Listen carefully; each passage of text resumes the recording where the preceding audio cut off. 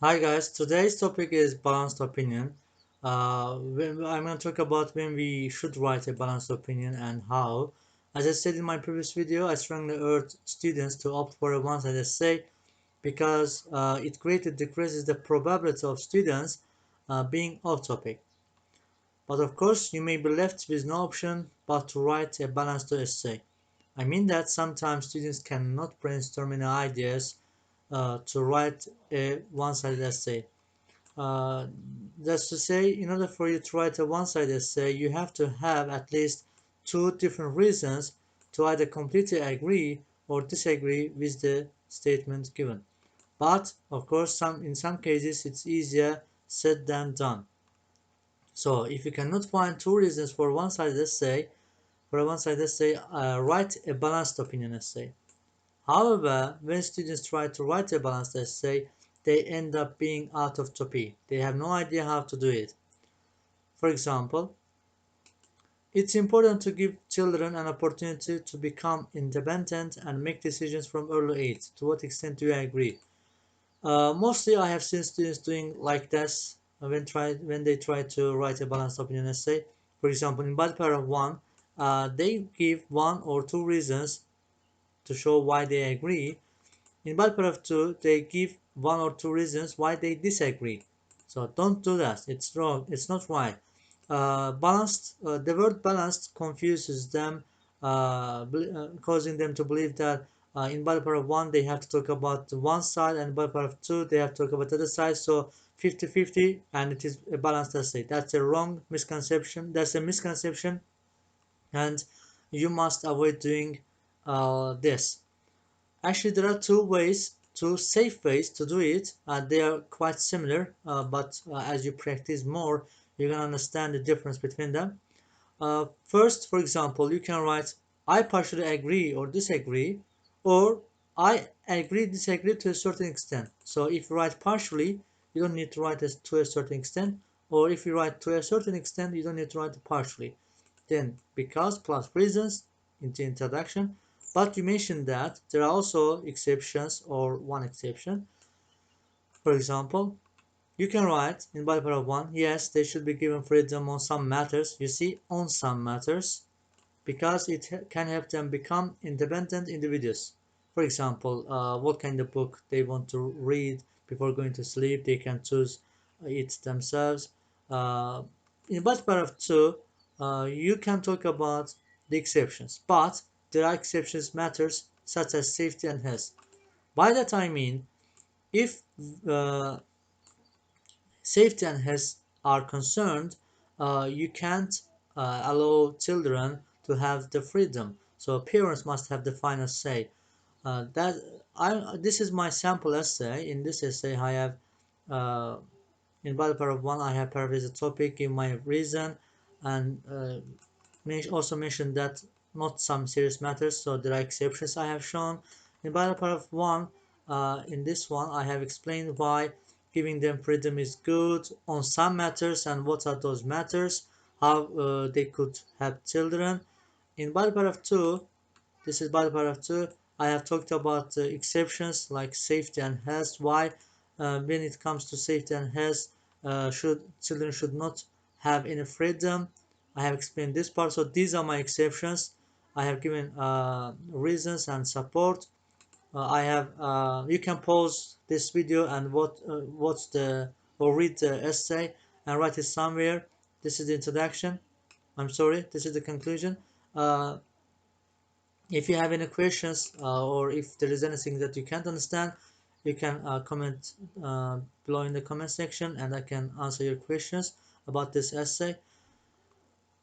So the second way is to write I agree or disagree because, but you need to write on the condition that or on condition that you need to mention that I agree with this statement, but there should be some kind of conditional circumstances or conditions. For example, in some societies, the number of crimes committed by teenagers is growing. Some people think that, regardless of age, teenagers who commit major crime have to receive other punishment. This is an essay from the internet. To what extent do you agree or disagree? So, People believe that if a young person commits a serious crime, they should receive the same punishment as adults. But this, on the condition, this kind of structure can mostly be applied to essays which suggest some kind of method of doing something, or they say this essay topic, for example, says we must do something. Do you agree? So in these kinds of essays, you can say, yes, I agree, but I have a condition, something like that. For example, you can write, I agree that young criminals accused of serious crimes should receive adult punishment, blah blah, because on the condition that, but on the condition that extenuating and psychological factors are also considered. So extenuating means mitigating, alleviating. So we need to, yes, we can uh, punish young people in the same way as we punish adults, but there should be some factors that should be considered. For example, extenuating and psychological factors. For example, in body paragraph 1, you can say they should be equally published because the fact that they are younger does not act as a consolation to the victim. So if a criminal is young, so the victim will not care about that because the damage has been done. So he has seen some uh, harm, has witnessed some harm. So the fact that the criminal is young, or a criminal is young, will not be of will be of no help to the victim. So in paragraph 2, you can say, however, it is mandatory that any crimes the young are involved in are investigated deeply for extenuating circumstances, because a young member of society may end up paying too much for a mistake. For instance, maybe a young boy either had to uh, or just had to wound somebody to protect his family.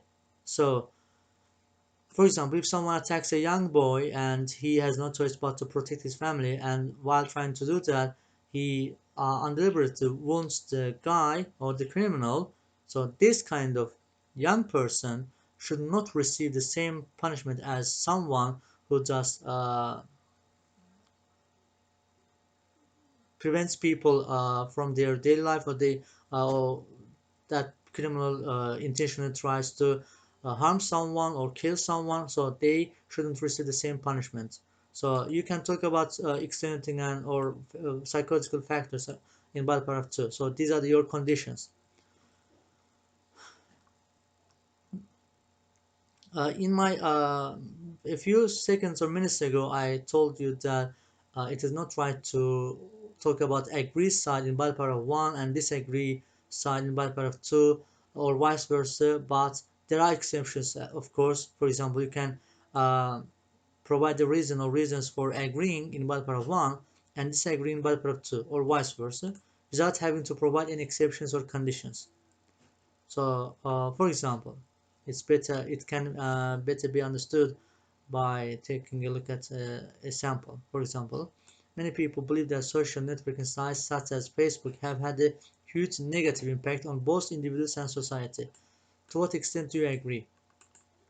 So, as you can see, we have individuals and society. So we can, yes, you can say yes. No, I disagree. When it comes to individuals, the effect was positive. For example, the positive effect on individuals because they can contact anyone. For example, their family members living abroad, or for education, or for business. Uh, but on society, the effect was negative.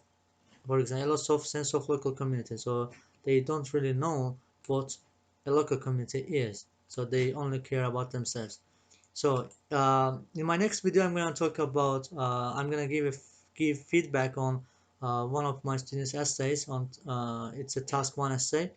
And thank you for watching this video. If you have learned anything from this video, you can also support me by subscribing to my channel, or liking this video, or even sharing it. Thank you.